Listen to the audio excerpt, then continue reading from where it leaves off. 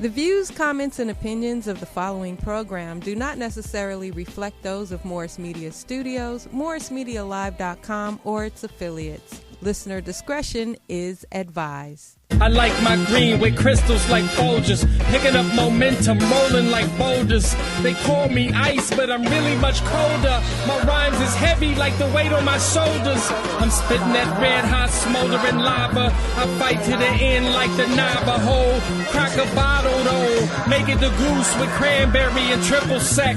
Triple my check, I feel the ripple effect of a fool on the loose. I hit you from every angle, from obtuse to right. Street shit like JJ, I'm dynamite. Slide me some dough, I show you an execution in the flesh. And promise not to leave nothing left. If you bomb it, I keep stabbing, shooting, damaging, looting, till it ain't no disputing who the greatest is. Dun, dun, dun, dun, dun, dun, dun, dun.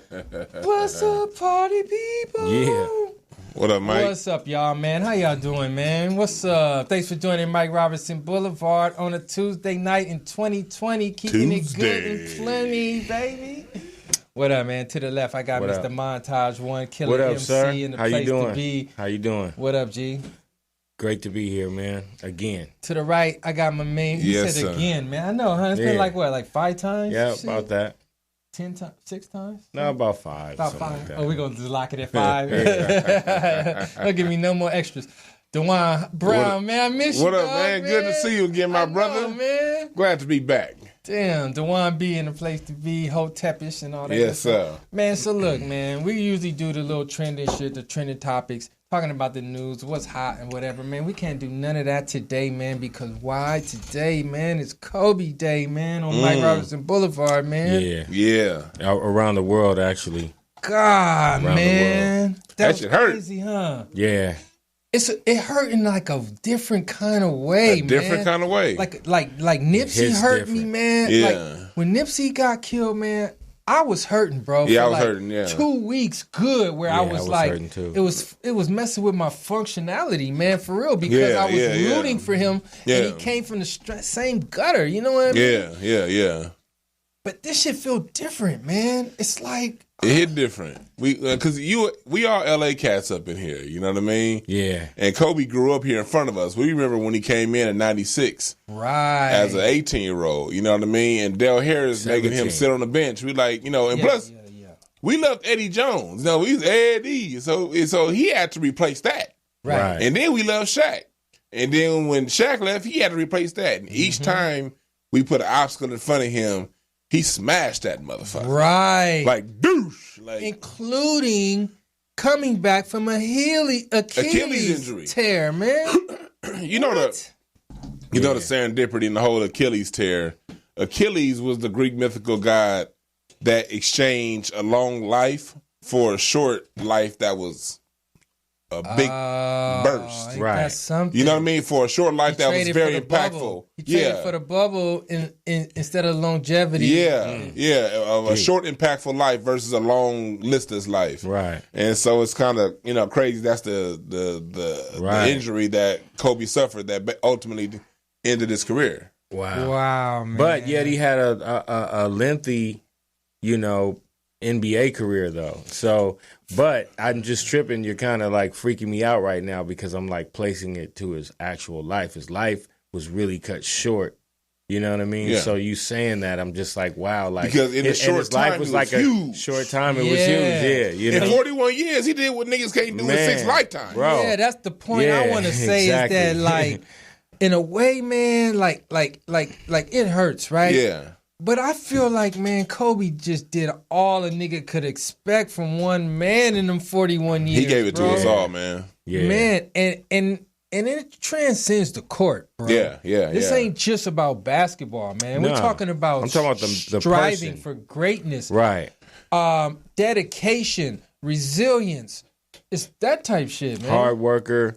Yeah, man. Was really about his business. I mean, definitely had everything that Michael Jordan had as far as like that competitive urge and like that, we gonna do it like this or we ain't gonna do it at all. Like he was quietly kind of like Jordan. A lot of people don't know that about him, but I mean, he was a true leader, like on and off the court, man. And I just like, I loved his style from day one when he came over to E Swift's pad back in the day. Cause he loved to rap. Somebody threw up like one of his old rap videos recently. But he came over to E Swift's house the night that he came out with the licks at the House of Blues. And it was this 17-year-old tall dude with the fro, you know what I'm saying? Just being like a little kid amongst like his favorite rappers, you know what I'm saying? Wow, like that. Yeah, so, I'm just looking at him from then to like the dude he turned out to be. Like, I mean, it's more powerful than we know until these kind of moments we realize. Like, first thing that came to my mind was like, dude, like he could have been president. Like, you know what I'm saying? It's like he's that big and we're about to see it. Like, I don't even think the Staples Center could hold. Like, they really got to figure out his memorial events, bro. Like, they got headaches. They got to put that at the Rose Bowl. That's what I'm saying. Like, the Coliseum or something, bro. Like, they got headaches trying to figure that out because our city is going to be under siege, bro. I'm telling you right now, bro. I was there for, I've been downtown forever. I was there for Michael Jackson's whole thing. This is going to, like, ship Michael that Jackson, off like man, it's something at small. the end of the day, that's what I'm saying. Look, at the end of the day, man, I'm sorry to say, man, Michael Jackson, in a way, killed himself. Right. You know what I mean? And his career was on a spiral. Because he was taking drugs that he shouldn't have been taking, even though it was under this quote-unquote doctor's care and shit. It's a drug overdose, man. Right. This shit is an accident, man. Right, and but it seems like his career was also kind of on a downward spiral, right. kind of. He was trying to make a comeback at that moment. All I'm saying is, I was there downtown. It was deep as fuck for Mike J. Well, Mike J is the top motherfucker in the world. Right. But I'm here to say, homie, in my personal opinion, you're about to see way greater. Just watch, dude. Because he was still, even though he had a notch on his little, belt, you know what I'm saying, that wasn't so cool. I don't even want to speak on it because I don't want to give it energy. Even though he had that on him, he still was uplifting in his career and his spirit to the point where, in his life to where, like, dude, like his greatness is just, it's going to be, watch, you're going to see. Go ahead. Let me ask you this. Did you ever see the old footage of Kobe at the Rucker? Yeah. I just saw that today. I'm very deep in NBA circles. Like, as far as Kobe, I have so many personal stories for Kobe. Okay. And like personal first-hand and second-hand stories that I had been telling for years, but the media is always giving, like, the media trying to make it seem like they always liked him. You know what I mean? They always I remember the day Kobe scored 81 points. The first thing ESPN said was, but he didn't have any assists. Right. Yeah, Kobe was always judged against. It was always like, oh, he don't pass. Kobe was always judged against Michael Jordan. And people always say, well, their games are exactly like, yeah, for a while, certain moves were exactly like, but Kobe took what Jordan did and took it to another level. Right. Man, Jordan never had Kobe's handle. Jordan never had Kobe's range. Right. And Jordan didn't play against the talent Kobe played against. He didn't have to face T-Mac and Vince Carter. He was facing Craig Elo. So it's a difference. You know what I mean? And so Kobe never got that. And this is not the crap on Jordan, but Kobe, no one ever separated his legacy from Jordan. He had his own thing that was different than Jordan. Right. That was never separated. That was never celebrated. Right. Like, for instance, like, as far as his mentality, I was talking to my boy Rasheed, who used to be an assistant coach with the Lakers.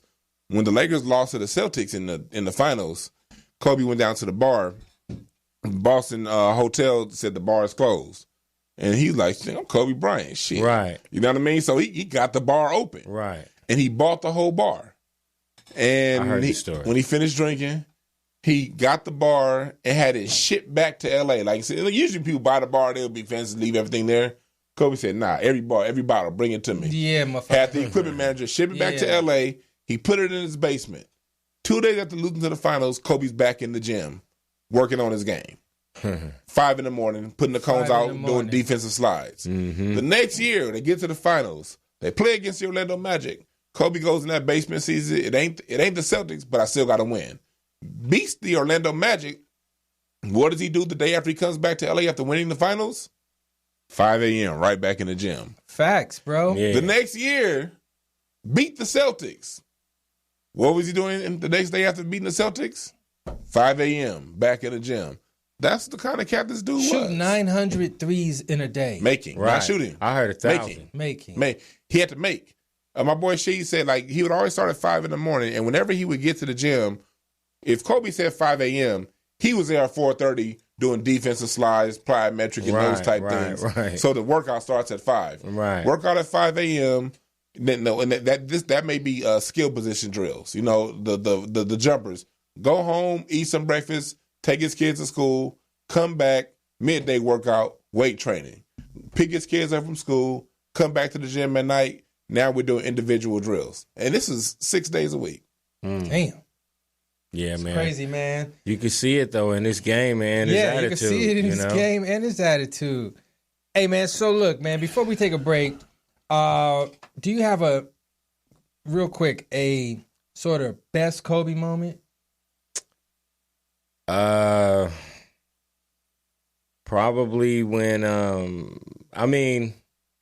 my best Kobe moment was, it wasn't positive for him, or the one that I remember the most is when he was squabbling with, I forgot what his name, but he got took off on though, too. Oh, who was it? Chris Childs. Oh, Chris He Childs. gave him a 2-piece, bro. That's okay. But that's like the one that just Pops in your always mind. pops up in my head. But like other than that, probably just when he hit the 81. Yeah. No, I'm just saying, I'm keeping it 100. Like, yeah, if it's fine, like, if it's that. What about you? Shit. My 29th birthday. What was that? Game 7 of the NBA Finals. I was there, 15th row. Damn. And being there, being at Staples Center when my Lakers beat the Celtics on my birthday, that was just the best shit ever. Game 7? Game 7. I was there for the whole playoff run. I had courtside seats when they played against. It was Kevin Durant's first playoff run. Damn. With Westbrook and all those guys. I had courtside seats for that round against Utah and against the Thunder. But when the finals came, it was like, all right, because like Jenny Bush, she hooked the seats up, but she pushed us up to the 15th row. And but still, I got to see Kobe win the finals. Look, man, let me tell That's you. my personal favorite. And then My being in the favorite, studio, bro. I'll say that. Being in the studio, that's probably a better one. My favorite is, man, when he tore his Achilles, man. Oh, yeah. Walked back out on the court at the free throw line and popped 2 free throws. Yeah. That was dope. That's, man, who has ever done that, bro? Never. Torn Achilles, you're going to walk back out, bro, and pop the free throws? Come on, man. I want to say one message that Kobe inspired me on. One message of inspiration. It was an interview he did with Darius Miles about 6 months ago on his radio show, on his podcast, Darius Miles and Quentin Richardson. He said, they asked him about the Achilles injury, and they said, did you think it was over? He said, I didn't want my career to end on some injury. I wanted it to be on my terms. Right. And they were like, so it wasn't hard to that late in your career to get up and work out every day. He said, yeah, it was, but I always thought, where am I going to be a year from now? I'm going to be here a year from now.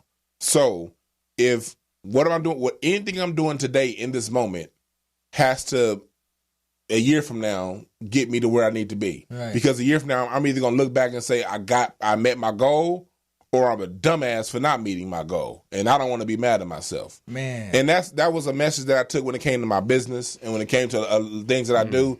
I went that day, I enrolled in the Small Business Development Center down here in LA, and really, and my money started diverting more to my company and really putting my sweat equity into my company more than I had ever done, because it was like what he said, a year from now, I want to be able to look back and be like, my business was here, Right. and now it's there. Right. You know what I mean? And that's something that's the kind of things that Kobe input in people like me is more than Definitely. basketball. Man, Not look, just his you, goal everyone. game, bro, was special, man. He set goals throughout the day on shit. Like, Yeah. I wonder if I can do that. You know what I mean? It's crazy, man. And so all he was doing was a series of meeting his goals, man.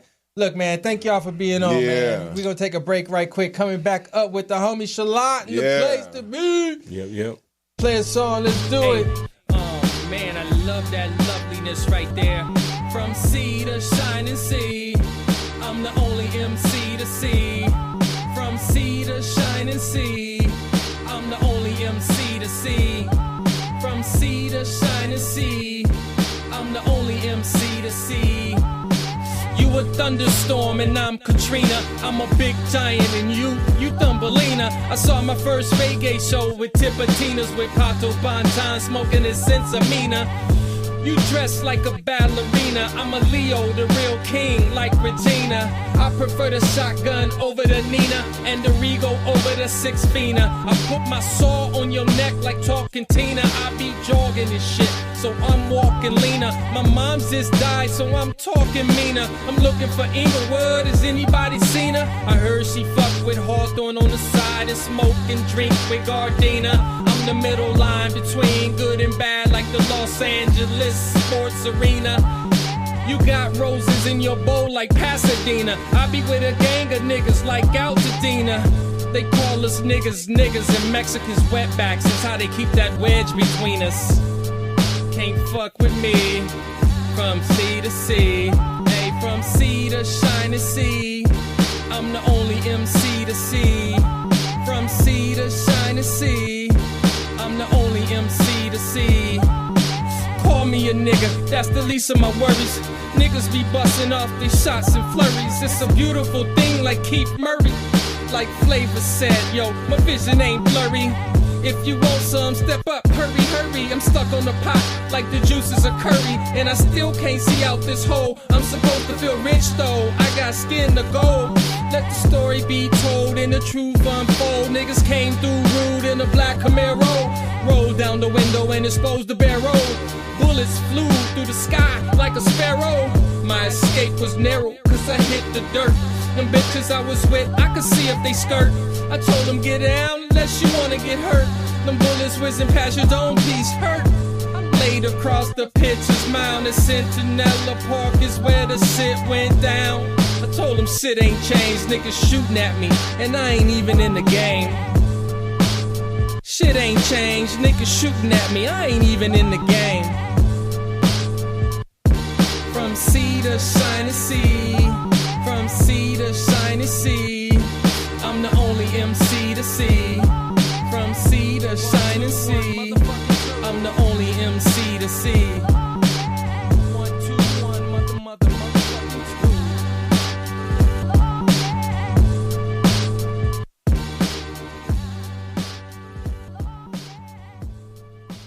2. Yo. Thanks, party people. Thanks for tuning in to Mike Robertson Boulevard. Got a nice special guest in the house tonight. We're going to talk about some comedy. We're going to talk about all type of stuff. I got my man Chalant Fife in the house. What it do? What's up? What's up with you? Mike. How you doing, dog? Man, let's have some fun, man. I feel Mike. Exactly. What's up with you, dog? You good? Know, man. Hustling. You know the funniest recent story I have with you, bro, that you may not remember is the first time I tried the Popeye's chicken sandwich. Oh, it was with you. It was with me, man. That shit was fire, man. That shit was fire like a motherfucker, wasn't it? I slept that on Popeye's it. chicken sandwich, nigga. We got that off Hollywood Boulevard, you know. Right. People was getting killed. People was getting their ass whipped over them chicken sandwiches. I usually go to like Calabasas to get mine. Yeah. I don't fuck around, and I don't fuck around too close, nigga, because you know they go crazy. Do the sauce be the same though? It be the same, nigga. I just go way out there to make sure I don't run into no problems. Hey, but we got up through the line quick on Hollywood, right? Yeah, we was on Hollywood Boulevard, but it is slow. The chicken sandwich had been out for a little while. Oh, the craze. Right. Yeah. It had been out for a little while. Yeah. That first month they was nigga. Facts. Yeah. Oh, that first month niggas was getting shot. Hell yeah. It was remember on the Brown bitch ran all through the drive-through and fucked the car. Fuck with them Popeye's chicken sandwich. That shit was fire though, wasn't it? I told you. What the hell?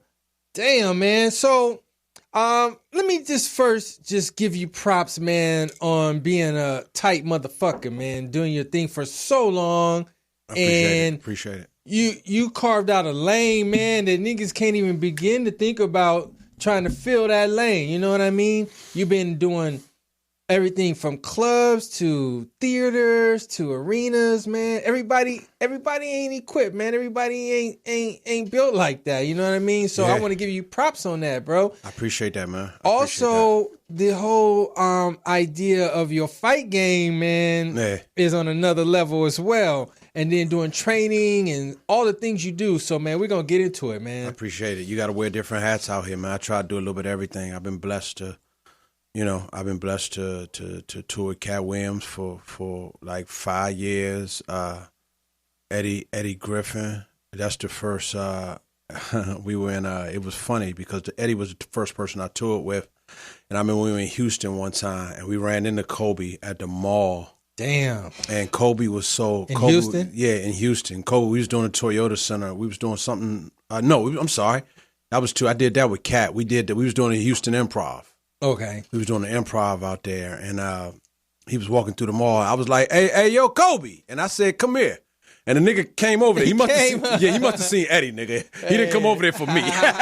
He must have seen Eddie behind me, right? But Kobe was like that, I know. bro. I was like, yo, Cole, come here. He jogged over there. It was him and his sister, who was about tall as he was. Really? And man, such a cool brother, man. I'm at a loss of words, man. I can't believe it's crazy, right? That he is gone. I can't believe that shit, man. It's unbelievable. It's 5 stages of grief. It's 5 stages of grief. And the first stage is only Tuesday. I'm gonna have to look them up, but I know the first stage is denial. Denial, right? Denial. And that's where we at right now. I think the second stage is like anger, or I know one of them is bargaining. Right. I think the second stage is, and we ain't even got to anger. Everybody's still at denial, man. No. It's weird, man. It's a weird. We was talking about earlier, man, how like different people's deaths affect you differently. Like Nipsey feels different from Kobe. Yeah, it feels Mike a little Jack different. Mike Jack feels a little different. Because, you know what I mean? It's like because the person was something different. Yeah, it's the impact, man. I mean, and Mike Jack, I was a Mike Jack fan, but this Kobe shit, man, is. Motherfuckers is devastated. Man. I mean, I'm talking about like devastated, man, with Kobe. And I thought it was when I got the text, man, Kobe Bryant died, I thought it was a game. I thought it was some bullshit, man. Man, me too, man. I said, man, yeah, right. I was like, yeah, okay. I was like, what? Then I saw that shit again and again, quick. I was like, damn. Well, it really hit me, man, when I was watching a little bit. I was watching the Pro Bowl. I was watching the game. And when they start saying, it started getting coverage like the news, and I was like, this shit is real. Oh, it's real, man. And it's a fucked up feeling. I can't believe it, man. Everything goes through 3 stages in life, man. Everything goes. The first stage is ridiculed, then it's strongly opposed, and then the last stage is self-evidence. And now it's just becoming self-evidence to do. My man, Kobe Bryant is gone, man, at 41 years old. Wow, man. I can't believe that shit, man. That brother has so much more to do and so much more life to live, man. 41 ain't shit. Young brother, man. Dang, man. Hey, LeBron, can you close that right there? Hey, so I got some quotes from Kobe, man. Yeah, go ahead. I got some quotes. Some of his famous quotes, right? Yep. I'm going to read them off, and you tell me what you think about it. Okay. What it mean to you. All right, he says, everything negative, like pressure and challenges, is all an opportunity for me to rise. Yeah. Yeah. One more time. Read it to me one more time. Everything that's negative, basically in effect, everything that's negative, it's just all an opportunity for me to rise, is what he's saying. Yeah, I agree, man, because you can always turn a negative into a positive. And a lot of people don't remember the game that he played, man, is pressure. Right. It's pressure. And that's what I tell people, even in self-defense. I have to teach you how to deal with it. I don't care how much skill you have. I have to teach you to deal with the pressure of the situation. Because even if you are skillful, if you can't deal with that pressure, you're still going to freeze. Right. So a lot of people, I tell people pressure is an honor. Whenever there's pressure, that means there's something on the line. If there's no pressure, there's nothing on the line. It's nothing. It's nothing to gain from. You know what I mean? A lot of like game right there. Yeah. Pressure is an honor, man. Whenever there's pressure, it's something on the line, man. It's something to be. It's something at stake. Right. Whenever there's pressures involved. When there's no pressure, ain't shit happening. Right. It's pressure, nigga. Comedy. We go up there. It's the pressure of always bombing. Right. When you do comedy, it's something on the line. Yeah, you know what I mean. You give a fuck when you go up there. When you go up there, man, it's always a bad show. It's always around the corner. You hope to have all good shows, but you know at any moment, nigga, right? And you don't know when it's gonna be. You don't know when. That's the worst part about it is you don't know when. You don't know when it's gonna be, man. Woo! You don't know when it's gonna Tell be. me, party people. So pressure's an honor, man. I mean.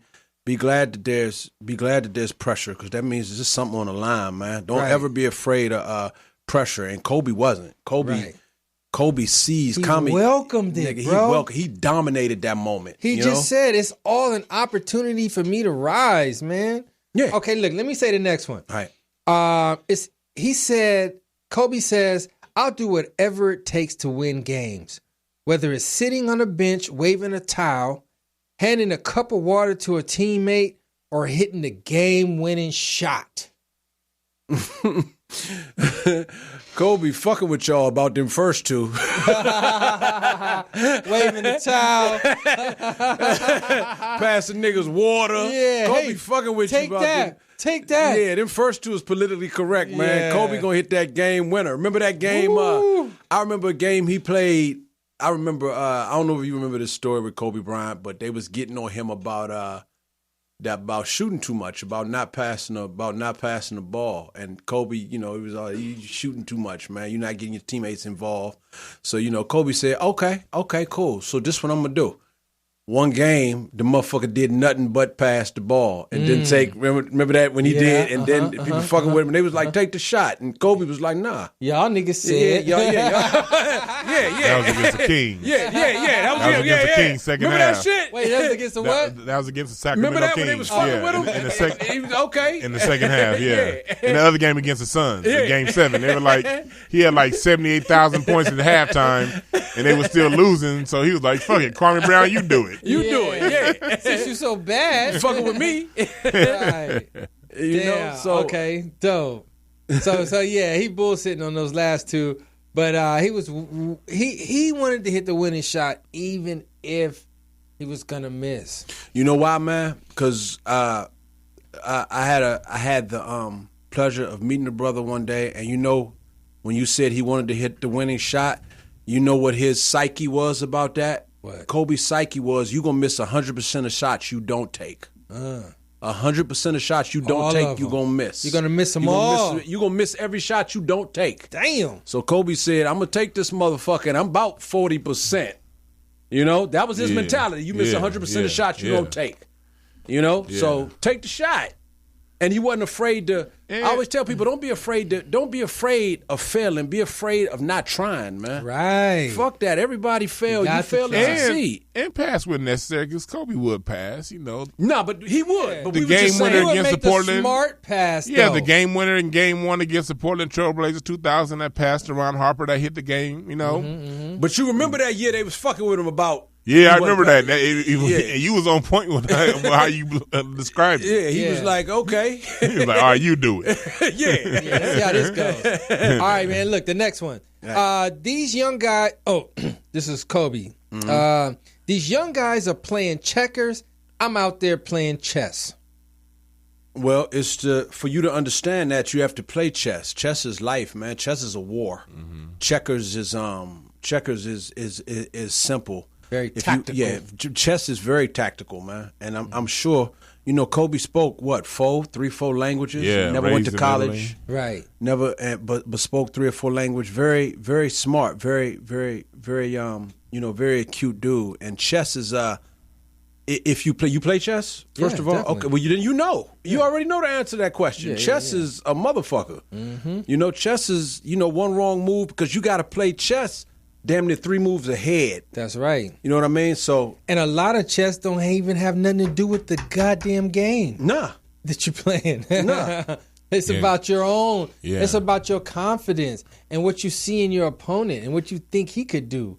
It's that shit. Kobe used to play mind games with his opponents. You know what I mean? Man. Like it was stories when the other guy would be shooting free throws for game, he would come up to him and be like, It's a lot of people watching. And walk away. He would do, including your dear old mammy. Mammy dude. Yeah. Just a strategy. Your manster.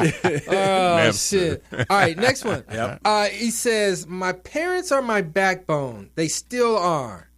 They're the only group that will support you if you score 0 or if you score 40. Now, that struck me as odd because Kobe didn't always get along with his parents. It struck me as odd. But I guess that's still the only ones you could trust at the end of the day is your parents, bro. Yeah, he had the issue where he sued his mom for selling his memorabilia. Exactly. And he and his dad had fallen out for long, but they had made up. You know what I mean? His dad had got that job with the Sparks for a while. You know, they had made back up. Oh, they made up. Yeah, and he and Joe Jelly Bean Bryant, they made up. Well, what you think about that? This the type of dude you dealing with. He sued his mom, Joe. You think he give a fuck about niggas on the court? Yeah, you sued moms. He was like, good point. He was like, Ma, you shouldn't have done that. That was mine, Mom. Nah, you shouldn't have done. No, Ma, I don't want to hear about that giving birth shit. You shouldn't have done that. You know how your mom always try to hit you with that, nigga, I gave birth to you. That bitch, that was 30 years ago. Different. I'm here now. Yeah. You trying to hear about all that giving birth shit? You shouldn't have sold my shit. You talking about my trophy? You talking about all my accolades? Another good point, Chalant. That nigga was like, I was looking for my goddamn jersey. He said, that's a great point. I was just about to wear that shit, man. We got a video shoot. You think he give a fuck about a teammate out here? This nigga sued his moms. Man, he and then heard nothing about and then heard the grandmother was in on it. Grandma, you gonna get some of this too. I know your mom. Nothing them about old ass words. I knew your mom was in cahoots. I knew your mom was in cahoots on this. Y'all thick as thieves and shit. Wow, bro, hilarious, man. You know, Jelly Bean. Dad Jelly Bean did an interview and he said Kobe beat him straight up. Kobe beat him when he was 14 years old. Yeah. He said he told his mom he let him win. And he said this nigga, he didn't tell Kobe, but he told the mom, this nigga really beat me today. Right. When Kobe was 16, he used to go down to Temple University and beat up on the college kids. Yeah, man. He was a bad mother, bro. He's a beast, man. He was a beast. The thing is, he literally was challenging himself, though. Yeah. At all times. He was challenging himself. I'm going to step in this gym and I'm going to be the baddest motherfucker in this gym. I don't care who's in there. Do you know in 2000 when he broke his hand, he shot that whole offseason with his left hand? The whole offseason. And then, so when he first came back and his hand was tender, if you go back to that first championship run, the first month of the season, Kobe took most of his shots with his left hand. Let me tell you something, man. Let me add to that. That's special. That's some motherfucking jazz type shit. And go back to how he ended the 2014 season. He tore a labrum in his shoulder. I know. And so he finished that game against the Minnesota Timberwolves, but with his left hand, and still scored and won the game. Let me tell you something about that, man. You absolutely right. But if you ever watched it, if you pull up some of his interviews, he said breaking his shooting hand was the best thing that ever happened to him because he was right hand dominant. Yeah, and he couldn't go strong. By the time he said that hand healed, he said he was damn near. In the country, they say both handed. But the nigga was I believe the word is ambidextrous. Both-handed. You know, in the country they say nigga I'm both-handed. But you gotta say is that with an F or no both? Yeah, with an F. Is it F? But both-handed, nigga. Both-handed in. Yeah. Both-handed in. That's what they say, nigga, I'm both-handed. Oh, man. That's some funny shit. But look, man, really, man. Okay, so earlier I said my number one moment with Kobe was when he popped them 2 free throws after he tore his Achilles, right? But my next moment is, can we talk about how Kobe won the championship, bro, with a fucking broken finger on his shooting hand, bro? On the shooting hand. Index finger on your shooting hand. Every time you caught a pass, bro, can you imagine how sore your whole hand is if your finger's broken, bro? Every time you catch a pass, man, it Excruciating pain. And that push off, man, you gotta have it. Look, every time, and we talking about passes coming from some pros where you gotta be throwing it hard because you'll get it stolen. Yeah. Nigga jump in that passing lane. Dunking, whatever, bro, man, that's a bad motherfucker right there. Do you know that happened? That was 2 years in a row because he broke it and they lost to the Celtics that year. The next year he broke the other finger and won the finals. And the finger was shaped like an S. Man. Yeah, that motherfucker was broke. Man. It was shaped like a B. Broke. That motherfucker was broke. Man. Let's get a full rest in peace to Kobe, man. We all fans, man. Even if you a hater, a lot of haters came out the woodwork on this Kobe shit, talking about they loved him and shit. Y'all wasn't loving him when he was alive, man. He wasn't Jordan, though. Yeah, all that old stuff, man. Whatever, bro. He wasn't a good teammate, though. Well, man, I mean, like, I have a different debate about that. And if anybody wants to debate it, Jordan, yeah, he has his own lane, man. Jordan, Mike, and it's true. And Kobe will tell you that he studied Mike's. He studied Mike. The fade, you saw it, the fade away, the turnaround. He studied Mike, but I agree with my man. He did have more range than Mike. Yeah, Mike had bigger hands. Way bigger hands. Mike had bigger hands. Mm-hmm. He'll tell you that, but that's the closest thing to Jordan I've seen, man. Right. Just like Jigga said, and if I ain't better than Big, I'm the closest one. Right. It's like Tiger Woods before the ass whooping. He had that. You know what I mean? He had that. He had the eye of the tiger. Woods before the ass before the ass whipping, man. Yeah, That's before. Motherfuckers like, his game ain't the same. Motherfucker, you take a 9-iron to your goddamn back. Talking about he ain't playing right. Act like he didn't get his ass whooped with that 9-iron. Yeah. He shouldn't have been rolling a Ford Explorer, man. He should have had something with a little more. Tiger had bitches. Now, Tiger was cheap. Yeah. I knew a bitch that dated Tiger. Tiger would be in the hotel room and tell them bitches to go to Subway. What? And wouldn't give him no money. And that's why he got messed up because he was too cheap. Yeah, bingo. One of his exes that came to my show when I used to host at the Union, and she was trying to do comedy and get some fame off of this whole Tiger Woods thing. Really? And now, yeah, she did my open mic like once, and she was talking about that, like how cheap he was, and like, Tiger. damn, like all he had to do was just break her off $100 to Tiger Woods. Come on, Tiger. Tiger had these bitches. Tiger would give a bitch a pair of scissors and be like, "Bitch, you better cut them coupons now. You want this sandwich? You buy 3 of them, it's you better cut them off. coupons." That's funny. Damn. Give a bitch some scissors. Hey, Tiger was monster fucking. Tiger was fucking them bitches though, boy. Tiger was that nigga when he wasn't golfing, he was fucking. That nigga was popping that ball, nigga, like Man. pop. Man, he fell from grace though, man, like a motherfucker, boy. That's all right. You know what though? I always tell people, no matter how bad you fuck up, as long as you're alive, you can turn it around. That's right. You got another day. You man? got action. You got action. As long as you're alive, you got action, man. Man, so okay, so you also train, right? Yeah. You do comedy, but you also train, right? Yeah.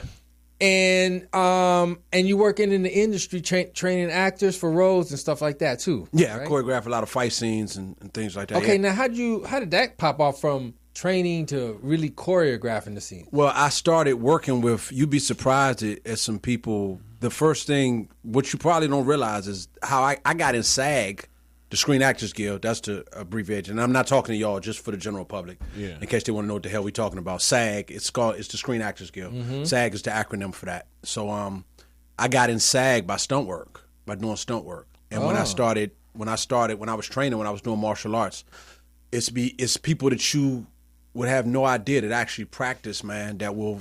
I always tell people, you can sleep on Michael Jai White. Michael Jai White is the nicest, humblest dude that I know that will fuck you up in real life off camera. Oh, I bet. Yeah, that look motherfucker like will he fight. will, though. Yeah. He don't look like he won't, but he look like he will. He used to slap people by accident off of his reflexes. Yeah, I saw that. I was like, dang. He used to slap people on what? Off his his reflexes. reflexes. Off a reflex because they would pass. Like somebody be on the train.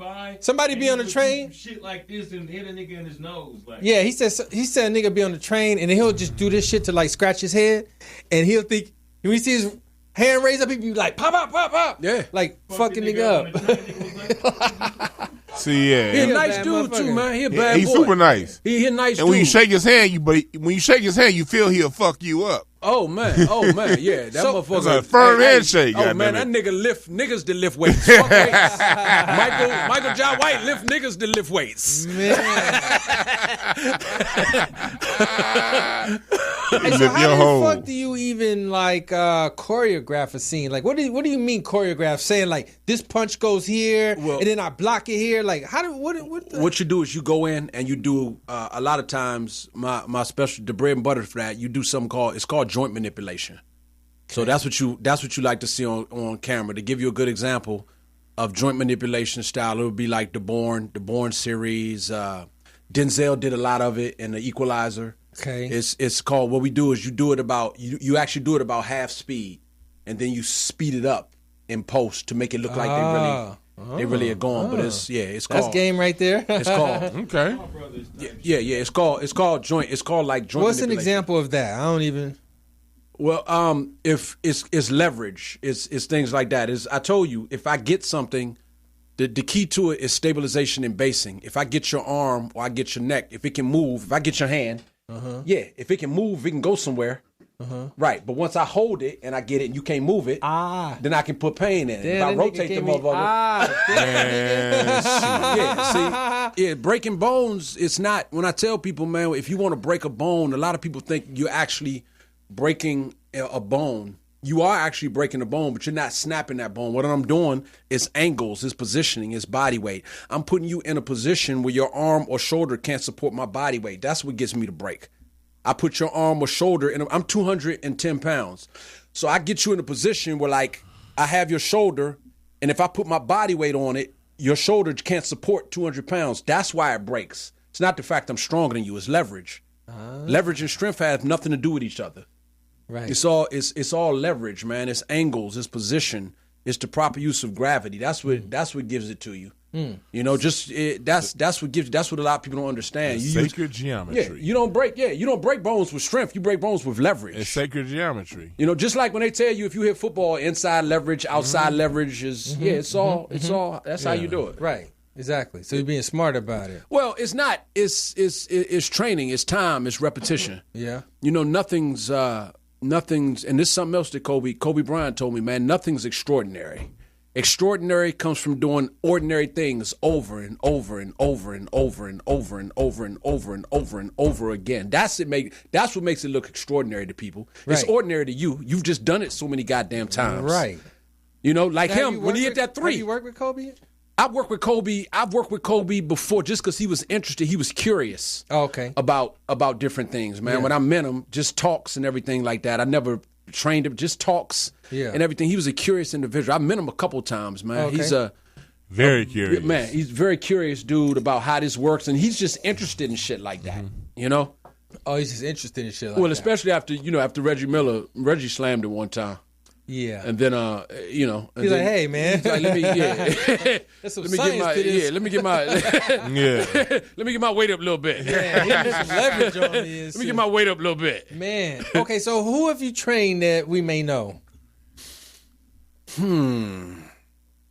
Let's see, Mike. Or for what films? There you go, because I got NDAs in place. Yeah. With people. People I've worked with, Wesley, Ed O'Neill, off Married with... Okay, now look, let's stop at Wesley. He looks like... Wesley will fuck you up, yeah, man. he looks like he'll fuck you up. And like when you look at Blade type shit, Wesley will Blade fuck don't you up. make Wesley look like he can't fuck you up. Wesley will fuck you up at 50-some years old. Wesley, I'm going to tell you who else a lot of people don't realize, man. Al Bundy will choke your ass out, nigga. Al Bundy? Al Bundy will put you to sleep. Hey, that don't surprise me. I was watching Married with Children last week. And you know when he hitting the punching bag when he's just playing around? Yeah. I'm like, man, he throwing them shots a little nice. You know, I know he just playing. You like the way them jabs came out when on Married with Children. It was like, okay, yeah, Ed probably got some hands. Al Bundy will choke you out, man. That motherfucker will take your breath away, for real. I believe it. Al Bundy, Mark Wahlberg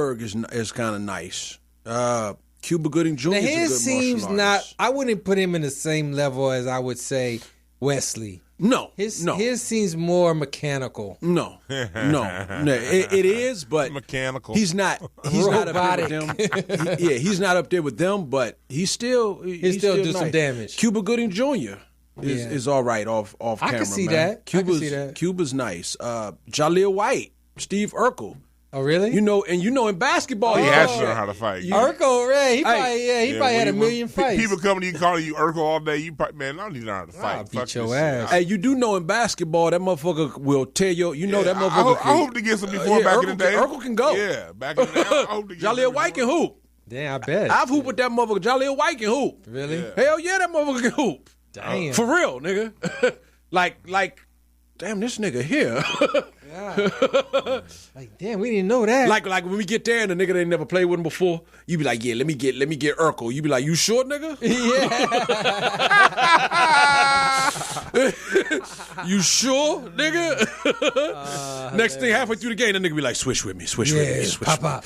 Yeah, I got Urkel, nigga. This nigga's a handful. Yeah, I got Urkel, man. No, back off. I've got Urkel. Hilarious, man. So, now, what is something you could tell people about just the idea of defending themselves? The idea of it? Once again, man, a lot of people, most altercations start from a distance, but with people... What do you mean by that? Most altercations start from a distance, like you have space. Okay. You have space, and a lot of dudes are good. If you have good hands and everything, that's great. But what a lot of people aren't good with if once it gets close. I've seen a lot of dudes that could box real well, but once he rushed in and it turned into a wrestling match, they still lost the fight. Right. Because they weren't comfortable with in-close techniques. They wanted that space. A lot of dudes got good hands, but can you wrestle? If you win in that way, the nigga gonna shoot in and try to make it ugly, as he should. Right, as he should. Always tell people, I'm not gonna let you be comfortable. If I see you comfortable at something, if you can box, then we gonna wrestle.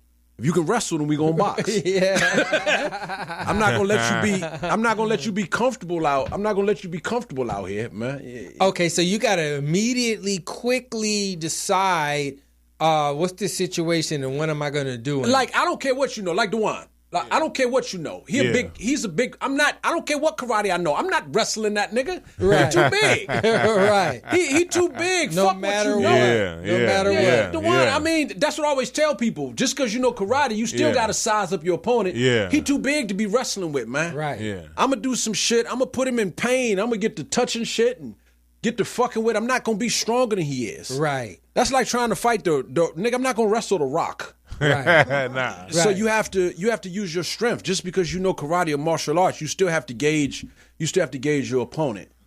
You know, I'm gonna attack things that he can't build up. His knees, his Adam's apple. Mm-hmm. You know, his cheekbone, temple, behind the ear, pressure points. Cheekbone on the knee. Yeah, that motherfucker got all the tactics. Hey man, let me get at that cheekbone, nigga. Chickle, man, I'm not wrestling you karate. Just play to your strengths. I tell Somebody people. touched my Adam's apple, it's over. Man. You know what I I mean? ain't fucking with my I'm good. The one It ain't that serious. Yeah, wait, hold on, guy. Hold on. And fuck the fight. The one gonna be like, oh, nigga, I ain't gonna be able to eat. Nigga, exactly. That cheeseburger will not feel good going down. Fuck you and your life. This nigga trying not to have me eat. I ain't gonna be able to eat. hell Fucking with this nigga. Yeah, fuck that. Never, ever.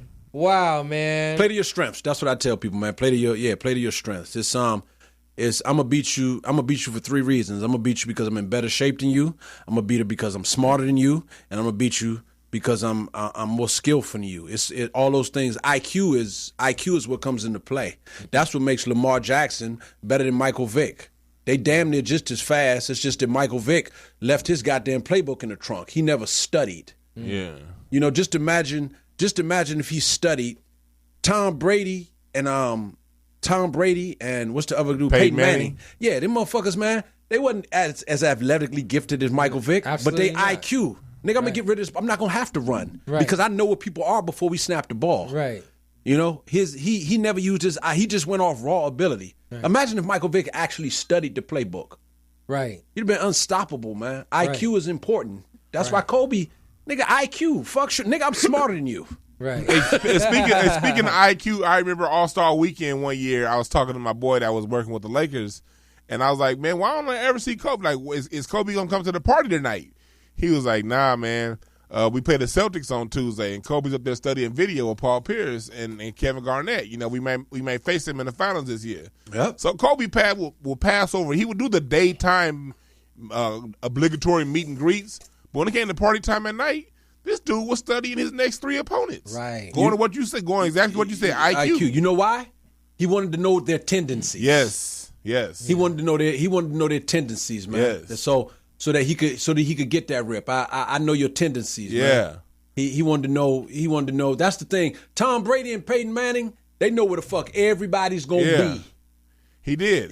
And even though Kobe could outrun you and out-jump you, Kobe's game was, I'm going to take whatever you give me. So I'm going to learn your tendencies. I'm going to see what you weak at on defense, and I'm going to find out where I'm going to get my shots. And then he put up 500 shots from each one of those spots per day until you come to see your ass. Yeah. And he hit the game winner on you, and you think it's just a coincidence. Nah, you practiced that, homie. Well, look, I tripped off of how Kobe said that he'll figure out early on in the game, like in the first quarter, a shot that he can get all game whenever he wants it. And he saves it for a time that he needs it. So he'll be like, on this corner, I got that all night long, but I ain't going to pop that. I'm going to save it for later in the game, bro, and save the shot. Yes. Go right there and pop it, bro. He's a bad mother. Like when he hit them 2 game winners against Phoenix in the playoffs, the one that took him to overtime and the one that hit the game winner, that was a shot that he knew he was going to get long before the game, so he had been practicing those shots. Yeah, man. He's a bad mother. That's what he do, man. He was an assassin, man. He was a killer. Everybody don't have that. He had that dog in him. Right. Everybody don't have that dog. Kobe had that dog in him. Right. You know, everybody can't go there. He got that dog, you know. It's players that got that dog. Pat Beverly got that dog. Some players got that dog in them. Right. And that nigga look like Wyclef. Yeah, hey, he don't give a fuck. Like we're here in front of LeBron.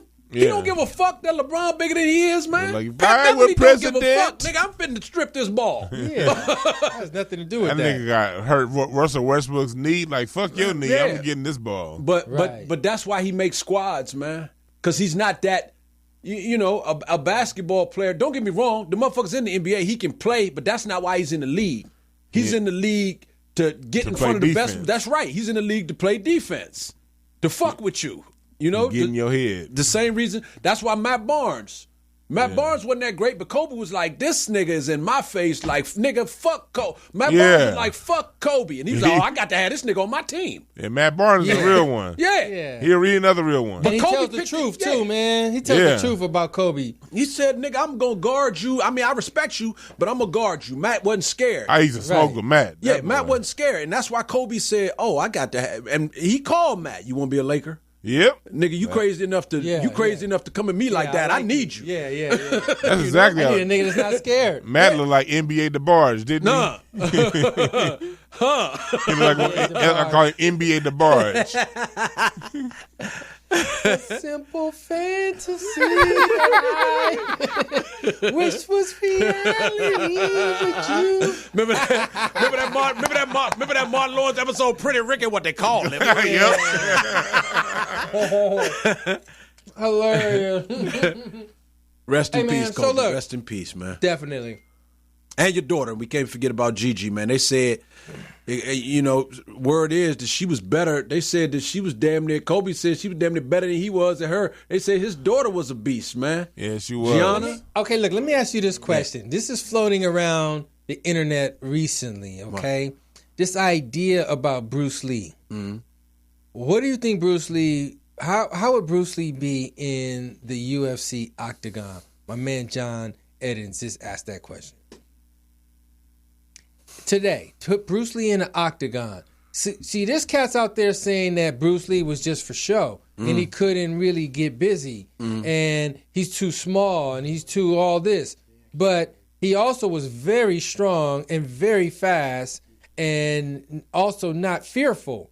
So how do you think he would fare in the UFC, in the octagon today? I think Bruce would do all right, man. Bruce Lee was, Bruce was what, 145, 150, soaking wet in the caulking outfit, man. Yeah. So he'd have been fighting, he'd have been, what is that, 145, I think that's welter. That's welter. And I think Bruce would have done all right because he'd have been quicker than a lot of guys, and he'd have had to adjust to the moves and everything. Because right, martial arts is a lot more advanced. It's a lot more advanced now than when he was doing. There's a lot more moves and things you could do, but just off pure speed and everything. You have to understand, man. When Bruce Lee, even when they jumped him, even when Bruce Lee got jumped, Bruce Lee might lose, but them first two niggas was getting split in half. Right. Right. And then the other one kick to your face, bro. Hell yeah. It's a wrap. The teacher, if you watch the movies, the actual instructor never fought Bruce Lee. That motherfucker be like, Chin Lee, you lose. Get him. Yeah. The instructor never fought. Man, why would he? He knew. I think Bruce would have done all right. He was he made me want to do martial arts, man. I mean, Bruce Lee was incredible, man. I can't I think he'd have done all right. I think he'd adjusted, and I think Bruce Lee would have done all right in today's martial arts. Right. Because Bruce Lee died in his 30s, man. Right. He was young. He's just so fast with so much strength that just fuck what your style is. You can't see his kick coming. Yeah. You know what I mean? Like, fuck what your style is. He was fast, man. Kick to your jaw from a motherfucker that know how to kick. Yeah. It's a wrap. Well, yeah, Conor just did it. You saw that Conor McGregor fight, it was 40 seconds, man. Right. That motherfucker wasn't ready. That UFC, that shit ain't no joke. Did you hear the offer they gave Floyd? No. Any of y'all hear the offer they gave Floyd? What was it, $50 million? Nah, they gave Floyd Khabib Nurmagomedov, who beat Conor McGregor. The offer they gave Floyd Mayweather was, if I fight you, I'll fight you, Floyd. If I make it through 11 rounds, the 12th round, you got to do MMA. Ugh. That's the offer. That's what they gave Floyd. Now, let me tell you how they fucking with him. Floyd was like, I don't want to do MMA. They say, okay, cool. Well, just knock me out before 11 rounds then. Just knock me out and get a TKO and you ain't got to worry about it. Yeah. You see what I'm saying? That's going to fuck with Floyd. Because everybody's going to be like, nigga, all you got to do is knock the nigga out before the 11th round. But what if you don't, though? That's the best offer I've heard. But what if you don't? Yeah. That's the best offer I've heard. It's gimmicky, but Floyd's turned himself into a gimmick, so it works. We'll see. But they like just one round. Man. Last question, man. Do you have do you watch movies and TV and see these fights and look at it like, man, that shit is whack? It depends on the movie. A lot of it is choreographed, but I'm gonna tell you, man, the moves are real. I mean, we superimpose breaks and things like that, but I can show you. I can give you an example. That shit is, you get somebody's arm the right way, that shit is real, Joe. For the movies, of course, you can't break things, but the actual moves that they're doing and a lot of stuff you see, you can think that shit is fake if you want to, man. A lot of that shit is real, and it's very easy. If you know what you're doing, it's very easy to break a bone or break a joint if you know what you're doing. Right. It's easy. It doesn't take that much. It doesn't take that much pressure, man. I put you in positions. That shit hurt quick. Yeah. Mike, when I got that arm, and you was like, it was nothing. I felt like it was nothing I could do. Yeah, man, give me my arm back, nigga. bro. Get your arm right, man. That shit is real, man. Please. I know you ain't lying because my brother trained Hapkido, and I was his test dummy when I was a kid. That shit is. Yeah, he put his finger on a pressure point and twist, and you be like, it takes over. Nothing, right? Yeah, it don't matter how good my hands are now. It's over. That nigga said that nigga had my pinky. Yeah, I need that, man. Yeah. I need that. Yes, that's all you can say. That nigga had my pinky. Nigga had my pinky, and is it? Oh man! All right, man. Tell people where they can find you, bro. Now, man, I'm touring with different people. The last cat I just got off with, I've done a couple days with Tommy Davidson, Brandon T. Jackson. Cat's chilling right now. Hopefully, I can jump back on tour with Cat when he decides to reemerge and everything. Shout out to Cat, love him like a brother. And